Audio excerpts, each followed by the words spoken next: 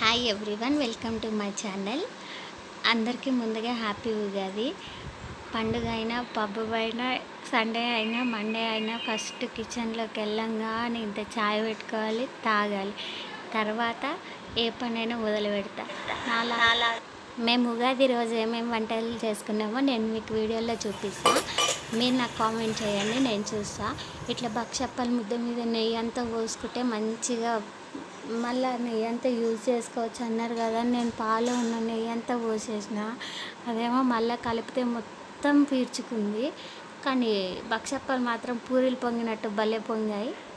పర్వాలేదు, యూజ్ అయ్యిందని అనుకుంటున్నా. కానీ నెయ్యి మరీ ఎక్కువ పోసిన మళ్ళీ తీసి వాడుకోవచ్చు అని అంటే, కానీ అట్లా తీసుకురాలేదు. ఇది నేను సెకండ్ టైం చేస్తున్నా, కానీ బాగానే వచ్చింది. మేము చేసేది ఇంకోండి పచ్చడి, ఉగాది పచ్చడి, మామిడికాయ పప్పు, చారు, సాబ్దనాల పాయసం. షేర్ చేసుకోండి, సబ్స్క్రైబ్ చేయండి.